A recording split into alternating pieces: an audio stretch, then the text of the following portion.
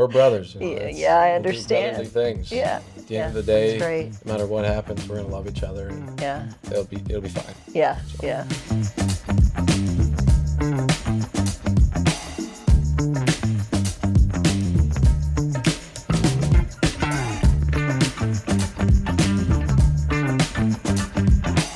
Good morning. Welcome to Mills County Roots. Glad to see you back here today. And I am excited to be here today with my friend, Drake Roller. And Drake has a company called FM Junket. But that's only a portion of who Drake is. So good morning, Drake. Good morning, Carleen. How are you? Good, good. I'm Thank so you for glad having you. me. Yeah, you're welcome. I'm so glad you came over to get this interview out. It's important to let people know who you are and what you're doing in Mills County and beyond. When I met Drake, he was working across the street from me, cleaning out a house, and I immediately was just amazed at how compassionate and how thoughtful he was about this clean out. And full disclosure, our neighbor had passed away, and there was a lot of stuff in there. Yeah. So, but Drake was so compassionate, and that we had a conversation in the street, and the strangest things. Then we met again. You know, we were at a network event, and I'll let you tell the story because it was kind of uncanny the way.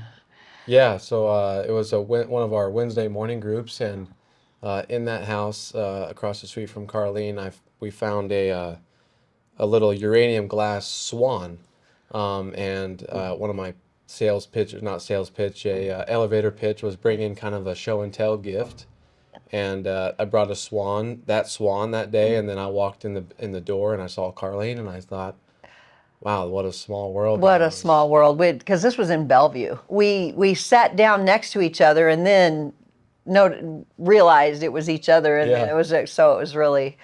It was kind of an uncanny re-meeting, but yeah, from there we've built a friendship, and Drake has been an advertising client with me, and so more importantly, Drake, let's talk about you. You live in Carson, Yes. right? And you have several businesses there. A So couple, yes. yeah, so go ahead and talk about those Yeah. businesses. So yeah, we're out of Carson. As Carleen said, we have Full Metal Junket. It's a full service junk removal company. So we can clean out any size house and any kind of level of mess, if you would. Yeah. All the way to hoarder situations, down to a single item where if you have a broken fridge or something, we can get it out. Okay. And then we also provide dumpster rentals as well. Right. So anybody tackling their projects, we can. What sizes of dumpsters do you have? So we have 14-yard dumpsters, 14-yard, and then 20-yard dumpsters as Okay. well. So Good if size. anybody tackling projects or contractors in the area needing dumpsters, we can definitely help you out in that area. And we also have Semper Shine. It's a car wash in town, and that's kind of where everything is centralized, I guess.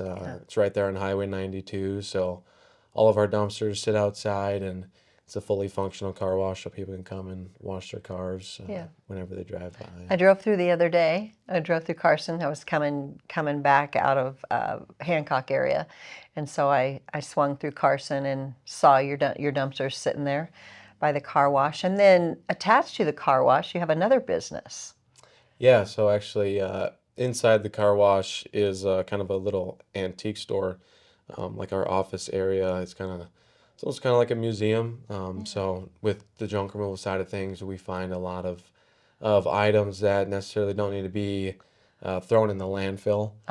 So, and ever since, I was a kid, I've always found it fascinating to find treasure, digging through my grandma's stuff, And that, finding. like those Iowa pickers. Yes, Like, yeah, yes, yeah, yes, American Pickers, yeah.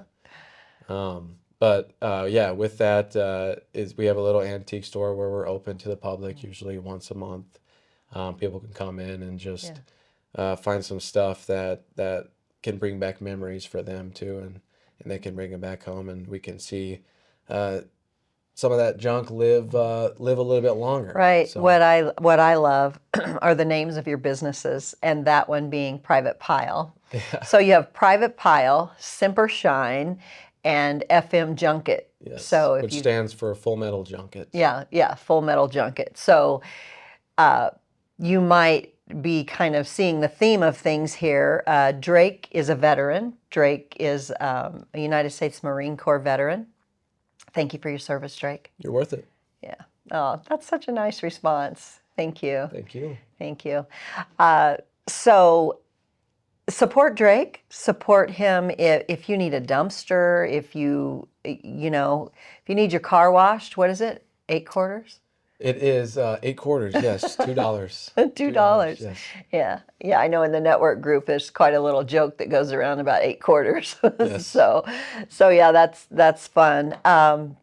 So also exciting news, Drake, you're expecting a baby any day. Yes, I am. Yes, Yeah. our family is expecting another one, so we're up to this will be our second kid. Oh, So wow. Yeah. it's it'll be fun. Yeah. We're excited. Oh, it is fun. Yeah. We don't know the gender of it yet, so that's the That's most so exciting much thing. fun. Yeah. Yeah, you're just going to be excited when the baby comes I am. to see what gender. Praying for a healthy baby. Yes, exactly. Exactly.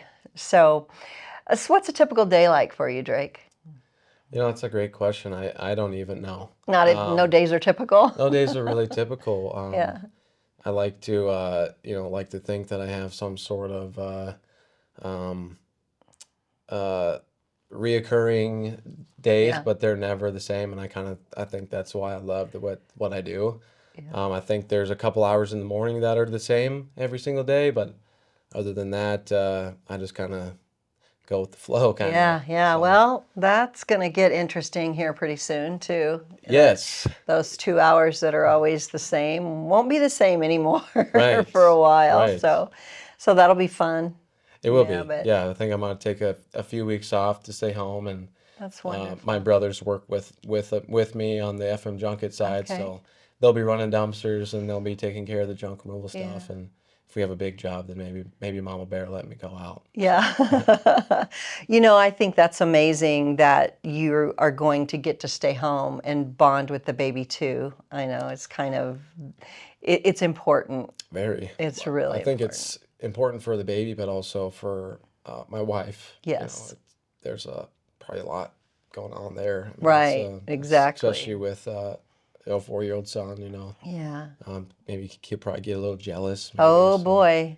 Yeah, I had a video for my kids when they were growing up, and it was so long ago it was a VCR, and it was called Hey, What About Me? The kids still talk about it. There's this little boy on there, and he's about 4, and they bring home a baby, and he's always like, the baby, the baby, the baby, and he's sad, and he's not getting the attention he's used to, and so yeah, it was a good video for them because it explained, when the baby came home, and it started with, gosh, yeah, the oldest, then we used it a couple more times Yeah. with the kids, so it was good. So if you can find Hey, What About Me? It's Yes, I'll an check interesting that little out. video. Maybe you can almost find anything online now. Yeah, that's true. But that helps them understand. It's just not the same when it's coming from mom and dad, when they see it happening somewhere else. It seems to sink in more and make it more normalized. But with mom and dad, they're jealous and Right. they want your attention. And man, can you imagine though, being a 4-year-old and having 100% of both parents' attention and then bringing a baby in? Mm-hmm. Yeah. Yep. Be I've tough. done it. I remember. When You remember? my little brother came. Yeah. Well, it's good you remember then. You can. It'll all be worth it in the end. It will. They'll Yeah. appreciate their siblings. Yeah, that's good. Yeah, we have to teach that. Right. Yeah, Right. that's good. What better teacher? You are living and working with your siblings and supporting each other, and that's awesome. Yeah, that's good and bad. Yeah. That's good and bad. We'll just leave it at that. Yeah. We're brothers. Yeah, That's- yeah, I we'll do understand. brotherly things. Yeah. But Yeah, I at the bet. end of the day, we love each other, and Yeah. just one day at a time. And Yeah. that's kind of what our motto is not really our motto, just kind of our mindset. How It's you just, function. yeah, Yeah. at the end of Yeah. the That's day, great. no matter what happens, we're gonna love each other, and Yeah. it'll be fine. Yeah. So Yeah. That's awesome. That's awesome. So, any expansion plans or anything with your business? Any areas that you're interested in more business in? I know we're talking about Mills County. That's you've had some business going on in Mills County, and are you reaching out? Or you have plans to expand into yeah, different yeah. Well, as areas? far as well, there's a few different aspects of junk removal. Obviously, junk removal being the one thing that we do, and then dumpster rentals as well. So, Mm-hmm.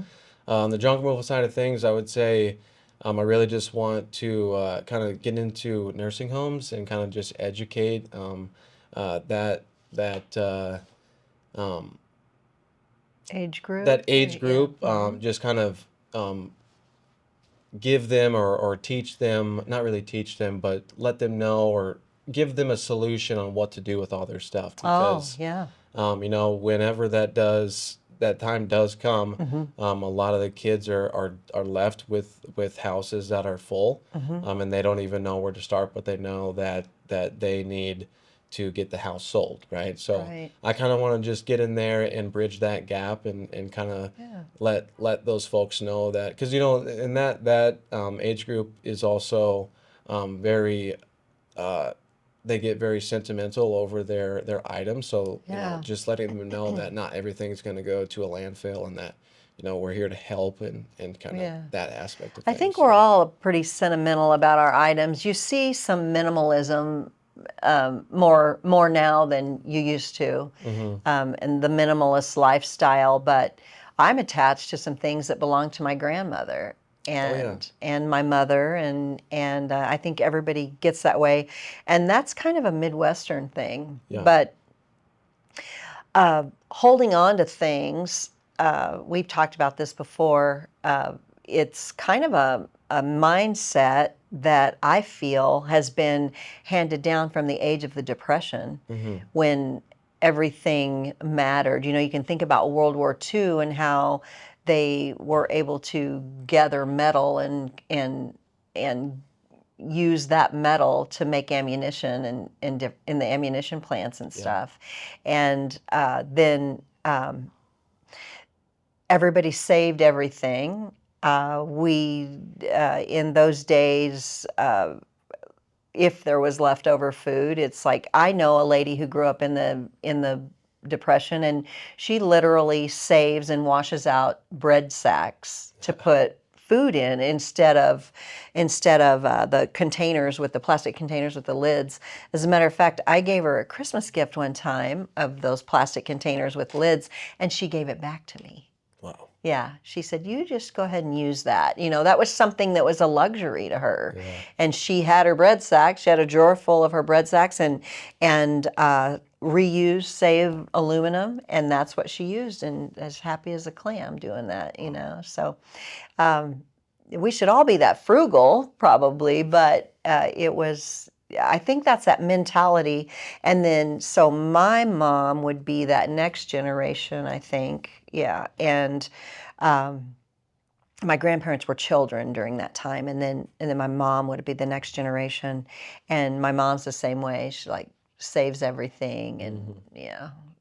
So I think my generation and your generation might be getting a little less. I say that sitting here paying for a storage unit every month, right, and I know you are drawn to the old things and the stories and um, some of the things that we've talked about, the things that people hang on to are so interesting. I know you're working really hard to understand the hoarding mentality and kind of get your brain around that, and it can be divisive in a family, and it can be, I mean, for social life at all. I had a friend who I wouldn't even let me help her in her house when she needed help because she had so much stuff in there. But there's an element of embarrassment to it, I think.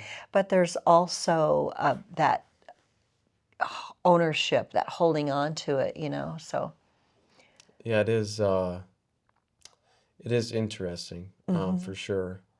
But that is something that I do find, I guess, almost fascinating. It's almost, what goes on in their mind, that what it makes them so attached to essentially everything. Everything, yeah. Like some of those houses, we were finding a frozen chicken breast from 1989. Wow. I mean, Yeah. that's Just been in there can't. for a long time. Right, right. That's toast. I mean, but Yeah. yeah, I mean, it's almost like a sense of I'm going to run out of it. Yeah, a sense of lack, like I'm not, got to hold on to it.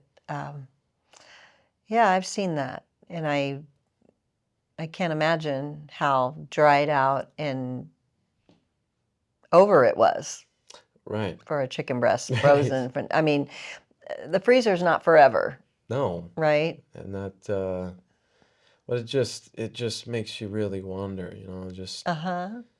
what, and it's more interesting the more that you see it, Oh, I'm sure. and especially in places where you don't think that it happens. Mm-hmm. It's more common than we think, and I think that we need to do a better job of checking in on our loved ones to make sure that um, everything is okay, Sure. because hoarding is a mental illness, and Mm-hmm. it can be very devastating to families, Right. and we've seen it. I have never once ever worked with a hoarder. Mm. I've always worked with their families, Oh, and okay. to see the side of resentment Mm-hmm. towards their loved one or said loved one, and see Yeah. how mad that they are at them for leaving them with that kind of mess. Yeah. Wow. And it just yeah, it makes you really just want to make sure everybody's okay, because Right. it's tough out Yeah. there, Yeah. It's tough out there. It is. Yeah.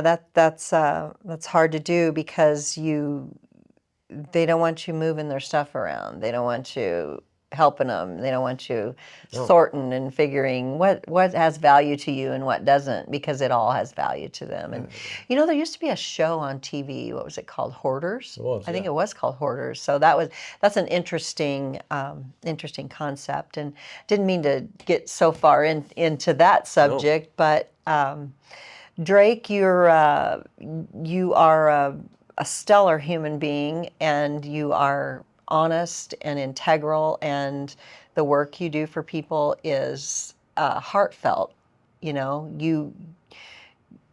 You can tell that you truly care, and I just want to make sure that that message gets out, because if you have things in your home that you think you need to get rid of, or like you said, just a broken refrigerator or single item, or you want to clean out the garage or the basement or whatever, Drake is a very compassionate and a very integral, honest human being with a great heart. And if it means something to you, it's going to mean something to him. well, thank you for your words. Yeah, it's true though. Thank It's you. true though. One of these days we're going to go through my storage shed. Yes, that'll be fun. Yeah, it would be. That will be It fun. would be. I'll warn you though. We're parking on a hill about like this to get into my storage Oh, shed. no It's worries. a, I've seen crazier things. have you? Oh yeah. Okay. So, well, Drake, thank you so much for coming in. I also want to thank you. I know we're in the process today of adding you as a sponsor for the Still Serving Iowa Veterans podcast, which launched last Friday. I want to thank you for that, and thank you for continuing to reach out also to the veteran community that Yes. way.